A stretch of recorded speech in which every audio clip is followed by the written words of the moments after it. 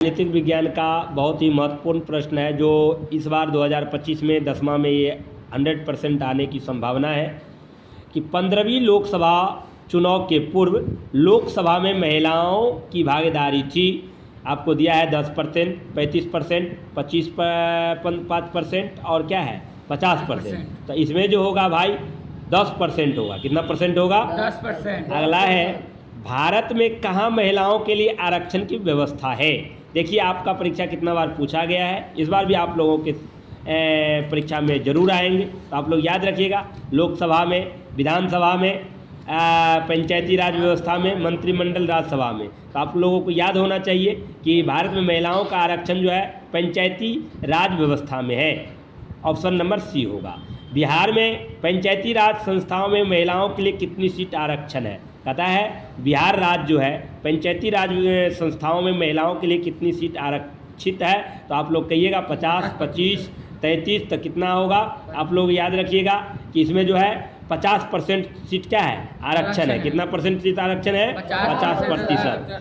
अगला है सांप्रदायिक राजनीति किस धारणा पर आधारित है? कहता है सांप्रदायिक जो है राजनीतिक किस धारणा पर आधारित है?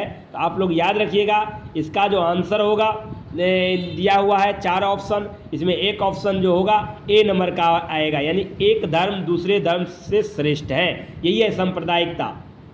अगला 5वां नंबर क्वेश्चन है कि निम्नलिखित व्यक्तियों में कौन लोकतंत्र में रंगभेद के विरुद्ध नहीं थे? मतलब कहने का है इसमें से रंगभेद के विरुद्ध नहीं थे, यानी कि उसका कौन मतलब विरोध नहीं कर रहे थे। मार्टिन लूथर था, या महात्मा गांधी था, कि ओलंपिक धावक टोम्पो स्मिथ जॉन थे, या जेडी गुड्डी थे? ये हमको लगता है आप लोगों को जेडी गुड्डी ही होगा 100%। जब हम लैंगिक विभाजन की बात करते हैं तो हमारा अभिप्राय क्या चीज़ से होता है? स्त्री और पुरुष के बीच जैविक अंतर से, समाज द्वारा स्त्री और पुरुष के बीच दी गई असमान भूमिकाएं से, या बालक और बालिकाओं की संख्या के अनुपात से, या लोकतांत्रिक अवस्थाओं में महिलाओं को मतदान का अधिकार न मिलना। आप इस चारों ऑप्शन में से आप लोग जानते हैं कि ये बी नंबर में होगा, यानी समाज द्वारा स्त्री और पुरुषों में दी गई असमान भूमिकाएं से। अगला नंबर क्वेश्चन है कि भारतीय संविधान के बारे में इनमें से कौन सा कथन सही है? सबसे पहले तो भारतीय संविधान के विषय में 2 बात आप जान लीजिए। भारतीय संविधान का निर्माता है डॉक्टर भीमराव अंबेडकर। संविधान को बनने में 2 वर्ष 11 महीना 18 दिन लगा, ये आप लोग जानते ही होंगे। चलिए क्वेश्चन पे आ जाते हैं। भारतीय संविधान के बारे में कौन सा कथन सही है? तो पहला नंबर ऑप्शन में है यह धर्म के आधार पर भेदभाव की मनहानि करता है। यह एक धर्म की राजकीय धर्म बनाता है। सी नंबर में कहा है लोगों को कोई भी धर्म मानने की आज़ादी नहीं है। महिलाओं में मतदान के अधिकार का अभाव है। आप 4 ऑप्शन में से एक ऑप्शन आपको चूज करना है। तो आप जानते होंगे एक ऑप्शन यानी ए नंबर होगा। यह जो है भारतीय संविधान धर्म के आधार पर भेदभाव की मनाही करता है। क्या कहता है? मनाही करता है।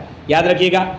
ये सबसे वीवीआई क्वेश्चन ये है कि अंतर्राष्ट्रीय महिला दिवस, सबसे वीवीआई क्वेश्चन ये है कि अंतर्राष्ट्रीय महिला दिवस जो मनाया जाता है 7 मार्च, 9 मार्च, 8 मार्च, 10 मार्च, तो आपको याद होना चाहिए अंतर्राष्ट्रीय महिला दिवस जो मनाया जाता है कब मनाया जाता है? 8 मार्च को। कौन मार्च को? 8 मार्च को। बी नंबर होगा। सांप्रदायिक राजनीतिक आधारित है, धर्म पर, क्षेत्र पर, जाति पर, इनमें से कोई नहीं। आप लोग जानते होंगे सांप्रदायिक राजनीतिक जो है धर्म पर है। कभी पर है बाबू? ए नंबर पे। अगला नंबर है 16वीं लोकसभा में महिलाओं सदस्यों की संख्या कितनी थी? यानी 16वीं लोकसभा जो हुआ था उसमें महिलाओं की संख्या कितनी है? तो आप लोग याद रखिएगा 10 नंबर का जो ऑप्शन होगा, यानी 4 गो ऑप्शन दिया है तो ए नंबर ऑप्शन होगा। क्षेत्रवाद की भावना का एक कुपरिणाम है, यानी क्षेत्रवाद, ये 4 ऑप्शन दिया है। ए में दिया है अपने क्षेत्र से लगाव, बी में दिया है राष्ट्रहित, सी में दिया है राष्ट्रीय एकता, और डी में दिया है अलगाववाद। तो आप लोगों को ध्यान में रखना होगा कि इसका ऑप्शन क्या होगा, यानी डी होगा, यानी अलगाववाद होगा। अंतर्राष्ट्रीय महिला दिवस को घोषणा किस संस्थान ने की है? देखिएगा, अंतर्राष्ट्रीय महिला दिवस महिला दिवस की घोषणा किस संस्थान ने की है? तो याद रखिएगा आप लोग, अंतर्राष्ट्रीय महिला दिवस की घोषणा जो है संयुक्त राष्ट्र संघ ने किया है। कौन किया है भाई? संयुक्त राष्ट्र संघ ने। किस समुदाय ने ब्रुसेल्स में बहुमत का गठन किया? तो ये बहुत ही अच्छा क्वेश्चन है।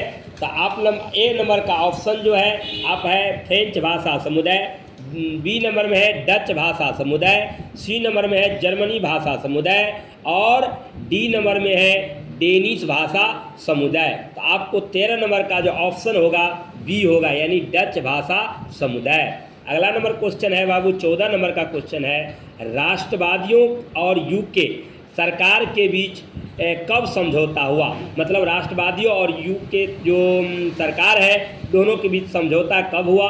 ए नंबर में ऑप्शन है 1992, बी नंबर में ऑप्शन है 1995, सी नंबर में है 1998 और डी नंबर में क्या है भाई? तो डी नंबर में है 1999। तो याद रखिएगा इसका जो ऑप्शन होगा सी होगा, यानी कि 1998।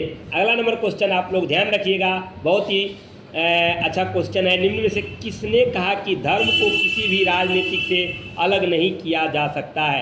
ए नंबर में है आचार्य विनोबा भावे, बी नंबर में है महात्मा गांधी, सी नंबर में है सरोजिनी नायडू, डी नंबर में है राजेंद्र प्रसाद। अब बताइए 15 नंबर का क्वेश्चन, 4 ऑप्शन दिया है।